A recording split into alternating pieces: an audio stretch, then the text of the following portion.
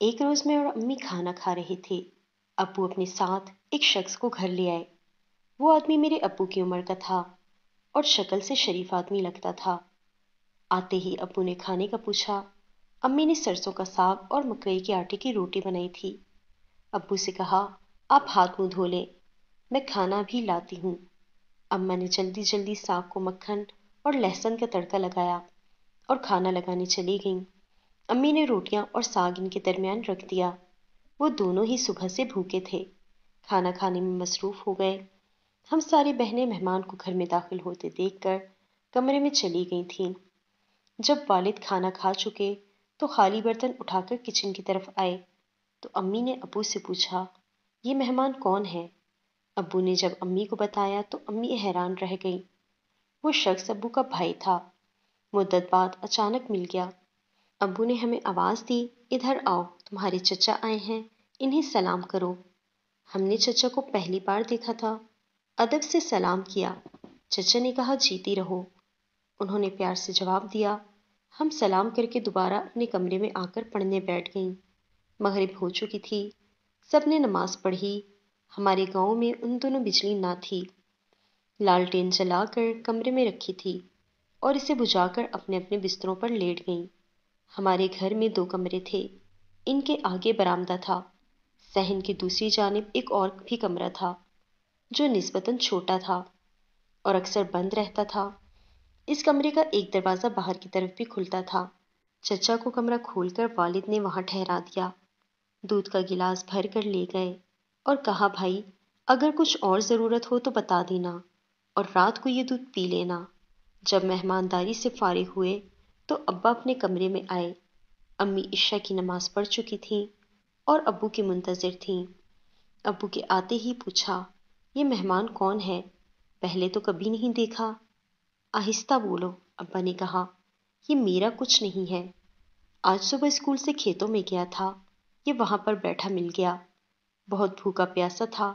اس کی حالت دیکھ کر میں نے پوچھ لیا تھا، بھائی راستہ بھول گئے ہو؟ اس گاؤں میں کسی کے پاس آئے ہو؟ اس آدمی نے کہا، نوردین کے پاس آیا تھا، اس سے میری رشتہ داری ہے۔ ابو نے بتایا، اس سے مرے ہوئے 10 برس ہو چکے ہیں۔ کیا تم کو اس بات کی خبر نہیں تھی؟ نہیں، اگر ہوتی تو یہاں کیوں آتا؟ اس کا تو گھر بھی بک گیا۔ اس کا ایک بیٹا تھا جو سعودی عرب چلا گیا ہے اور پھر نہیں لوٹا۔ شام ہو رہی تھی۔ ابو نے کہا، اب تم کدھر جاؤ گے؟ اس شخص نے کہا، بڑی دور سے آیا تھا، یہ آخری سہارا بھی ہاتھ سے نکل گیا، کیا بتاؤں کہ اب کدھر جاؤں گا؟ اس نے بے بسی سے کہا، تو مجھے اس پر ترس آ گیا، میرے ساتھ چلو میرے گھر۔ یہ میرے ساتھ میرے گھر آ گیا۔ راستے میں اس نے بتایا کہ میرا اب اس دنیا میں کوئی نہیں ہے، اولاد نہ تھی، بیوی مر گئی، شہر میں نوکری کرتا تھا، بوڑھا ہوا تو نوکری سے نکال دیا۔ میں گاڑی چلاتا تھا۔ ایک روز رات کے وقت سامنے سے آتی گاڑی نظر نہ آئی، آنکھوں میں لائٹ پڑی تو ٹکر مار دی۔ گاڑی کا کافی نقصان ہوا، جان بچ گئی، لیکن مالک نے نوکری سے فارغ کر دیا۔ کافی دن بیمار رہا۔ جب ٹھیک ہو کر اسپتال سے نکلا تو رہنے کا کوئی ٹھکانہ نہ تھا۔ سوچا نوردین کے پاس چلا جاتا ہوں، میرا چچا زاد تھا۔ ابو امی سے کہنے لگے، بیچارہ بہت دکھی تھا، اسے گھر لے آیا ہوں۔ امی نے پوچھا، یہاں کب تک رہے گا؟ ابو امی سے کہنے لگے، بیچارہ بہت دکھی تھا، اسے گھر لے آیا ہوں۔ امی نے پوچھا، یہاں کب تک رہے گا؟ ابو نے کہا، کچھ دن آرام کر لے، اس وقت اس شخص کی حالت ایسی ہے، یہ کوئی بھی کام کرنے کے قابل نہیں۔ یہ باتیں سن کر اماں کے دل میں بھی رحم آ گیا۔ امی اور ابو عشاء کے فوراً بعد سو جاتے تھے۔ میری بہنیں بھی سو گئی تھیں، لیکن میں جاگ رہی تھی۔ جانے کیوں دیر تک نیند نہ آئی۔ بار بار اس شخص کا خیال آتا رہا جس کا کوئی نہ تھا اور ہمارے گھر آ کر پناہ لی تھی۔ ابا نے اسے بھائی بتا کر تعارف کروایا تھا، جبکہ وہ ہمارا کسی رشتے سے بھی چچا نہیں تھا۔ کچھ وقت ہمارے گھر میں رہنے کے بعد چچا ہم سے اور ہم ان سے مانوس ہوتے گئے۔ انہوں نے جانے کا نام نہ لیا اور میرے والدین نے بھی جانے کو نہ کہا۔ وہ ہمارے گھر کے ایک فرد کی طرح رہنے لگے۔ والد اور والدہ بھی سادہ مزاج تھے۔ وہ چچا کی عزت کرتے تو ہم بھی ان کی عزت کرتے تھے۔ ہمارا کوئی چچا تایا یا ماموں نہ تھا۔ والد صبح سویرے اٹھ کر مسجد چلے جاتے، نماز پڑھ کر لوٹتے۔ امی ناشتہ تیار کر چکی ہوتی، وہ ناشتہ کر کے اسکول چلے جاتے۔ ہم بھی ان کے جانے کے بعد ناشتہ کر کے اپنے اسکول چلی جاتی۔ امی گھر کے کاموں میں مصروف ہو جاتی، جبکہ چاچا اپنے کمرے میں لیٹے رہتے۔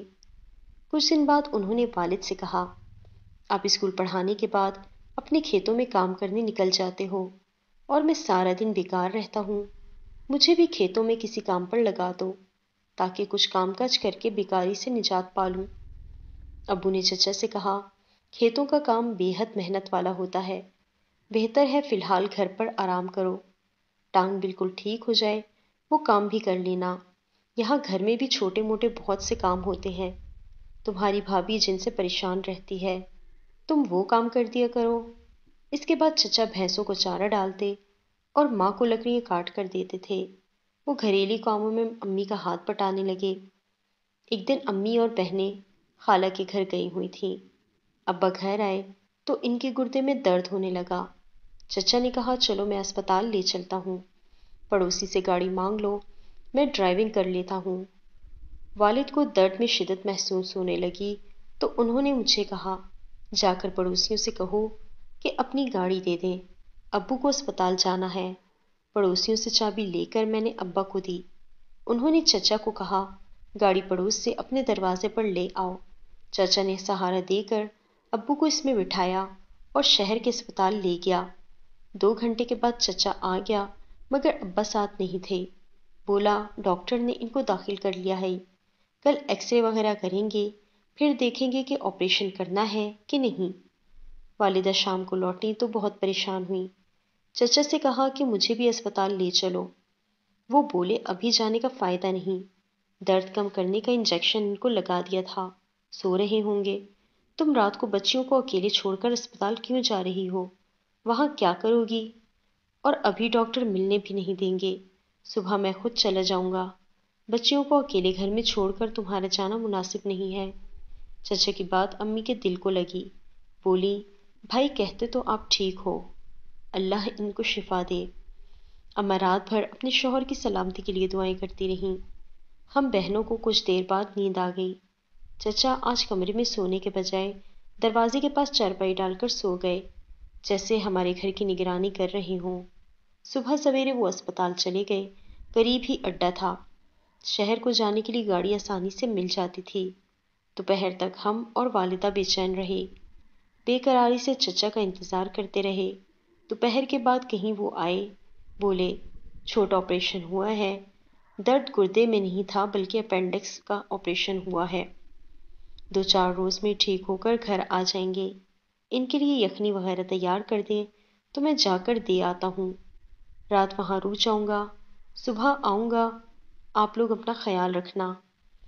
امی نے چچا سے کہا، گاؤں میں کسی بات کا ڈر نہیں، آپ کل مجھے اسپتال لے چلنا۔ امی کی بات سن کر چچا یخنی کا ٹفن لے کر چلے گئے۔ وہ رات بھی ہم نے دعائیں مانگتے گزاری۔ بھابھی تیار ہو جائیے۔ امی نے جلدی سے دلیا بنایا، ٹفن میں بھرا اور صاف جوڑا پہن کر تیار ہو گئیں۔ وہ چچا کے ساتھ اڈے چلی گئیں۔ 2 گھنٹے بعد چچا لوٹ آئے، کہا کہ آپ کے والدین نے مجھے بھیج دیا ہے، آپ بچیاں اکیلی ہو، آج تمہاری امی وہاں رک گئی ہیں، میں نے بہت کہا وہ نہ مانی۔ امی نے چچا سے کہا، پھوپھی کا گھر قریب ہے، ان کو رات کو بلا کر گھر میں بچیوں کے پاس سلا لینا۔ یہ سن کر میں دوڑی ہوئی پھپھو کے گھر میں گئی۔ پھپھو، آج تم ہمارے پاس ہمارے گھر سونا، اماں ابا دونوں اسپتال میں ہیں۔ پھپھو میرے ساتھ ہمارے گھر آ گئیں اور رات کو ہمارے پاس رہیں، جبکہ چچا گھر کے باہر دروازے پر چارپائی ڈال کر سو گئے۔ صبح سویرے میں اٹھ گئی، پھپھو نے اپنے بچوں کو ناشتہ دینے اپنے گھر چلی گئیں اور میری بہن کرن نے ناشتہ بنایا، ابو کے لیے کھچڑی بنائی اور ٹفن میں بھر کر چچا کو دے دی کہ آپ اسپتال جا کر دے آئیں۔ وہ بولے، بیٹی تم بھی ساتھ چلو، میں تمہارے ابا کے پاس رک جاؤں گا، تمہاری ماں شہر سے یہاں اکیلی کیسی آئے گی، تم ساتھ ہوگی تو دونوں اکٹھی آ جانا، ابا کو بھی دیکھ لو گی۔ میں تو دل سے چاہ رہی تھی کہ ابا کو اسپتال جا کر دیکھوں، فوراً تیار ہو گئی اور چچا کے ساتھ چلی گئی۔ جاتے ہوئے پھپھو کو بتا گئی کہ ہمارے گھر کا خیال رکھیں، میں اسپتال جا رہی ہوں۔ امی کے ساتھ 2 گھنٹے تک آ جاؤں گی۔ اس دن کے بعد میری بہن کرن ایسی غائب ہوئی کہ ان کا کوئی نشان نہ ملا۔ امی ابو اسی شام کو گھر آ گئے۔ ابا کو اسپتال سے چھٹی مل گئی تھی۔ وہ چچا کی گاڑی پر آئے تھے جو ان کی عیادت کو اسپتال گئے تھے۔ ہم بھی اسکول سے گھر آ گئی تھیں، مگر کرن باجی اور چچا کا کہیں نام و نشان نہ تھا۔ روتے روتے امی کو دورے پڑنے لگے۔ ابا بھی ماتھا پیٹ کر کہتے تھے، ہائے میں نے کیوں ایک اجنبی پر اعتبار کیا، اب میں آپریشن کے سبب اٹھ بھی نہیں سکتا۔ کرن کو ڈھونڈنے کے لیے وہ ظالم انسان جو مظلوم بن کر آیا تھا نہ جانے ہماری بیٹی کو کہاں لے گیا۔ پولیس میں رپورٹ لکھوائی، جہاں تک ممکن ہو سکا باجی کو ڈھونڈنے کی کوشش کی۔ انہیں اب کہاں ملنا تھا۔ ابا کی زمین بک گئی مگر بیٹی کو نہ ڈھونڈ سکے۔ وقت کے ساتھ صبر تو کر لیا مگر صبر کہاں آتا ہے۔ ایسے معاملات میں جیتے جی مر گئے تھے۔ یوں ہی 2 سال گزر گئے۔ ایک دن اچانک دروازے پر دستک ہوئی۔ ایک شخص کراچی شہر سے آیا تھا۔ اس نے کرن باجی کے ٹھکانے کا بتایا اور ابو کو معلومات دی۔ والد نے گاؤں کے 2 معزز لوگوں کو ہمراہ لیا اور پولیس کو بھی اطلاع کرائی۔ سب لوگ کراچی روانہ ہو گئے۔ کچھ روز بعد ابا جی کرن باجی کو لے آئے۔ وہ سوکھ کر کانٹا ہو گئی تھیں۔ چچا اسپتال لے جانے کے بہانے انہیں شہر لے گئے۔ انہوں نے کرن باجی کو گاڑی میں بٹھایا۔ ان کے ساتھ گاڑی میں 2 آدمی اور تھے جنہوں نے کرن باجی کو بے ہوش کر دیا۔ باجی نے بتایا، چچا مجھے ایک فلیٹ میں لے گیا جہاں چند لوگ تھے۔ وہاں ایک کاغذ پر میرا انگوٹھا لگوایا اور ایک شخص کے حوالے کر دیا کہ یہ تیرا شوہر ہے اور اب تم نے اس کے ساتھ ہی رہنا ہے۔ اس جعلی نکاح کے بدلے چچا نے اس آدمی سے کافی رقم لی۔ 2 سال تک کرن باجی اس آدمی کے پاس رہی جو خود کو ان کا شوہر کہتا تھا اور میری بہن اس کے ساتھ رہنے پر مجبور تھی۔ وہ کہیں بھاگ کر بھی نہ جا سکتی تھی۔ ایک روز پڑوس میں رہنے والی عورت سے کرن باجی کو بات کرنے کا موقع مل گیا۔ کرن باجی نے اسے سب بتا دیا۔ اس عورت نے اپنے شوہر سے بات کی۔ وہ رحم دل لوگ تھے۔ انہوں نے اپنا بھروسے کا آدمی گاؤں ہمارے گھر بھیج دیا۔ وہ شخص جس نے نکاح کیا تھا اس کے پاس نکاح نامہ موجود تھا۔ اس نے ہماری بہن کا پیچھا نہ کیا لیکن مردود شخص کا پھر کبھی پتہ نہ چلا جسے ہم چچا کہتے تھے۔ ابا کہتے اگر کبھی مل جائے تو اسے جان سے مار دوں گا، لیکن اسے نہ ملنا تھا اور نہ ملا۔ ہماری بہن ہمیں مل گئی۔ کرن باجی کی بہت اچھی جگہ شادی ہو گئی اور وہ اپنے گھر میں بچوں کے ساتھ بہت خوش ہیں، لیکن وہ احسان فراموش شخص زندگی بھر نہیں بھولے گا جسے ہم نے چچا کہہ کر عزت دی اور ابو نے اپنا بھائی بنایا تھا۔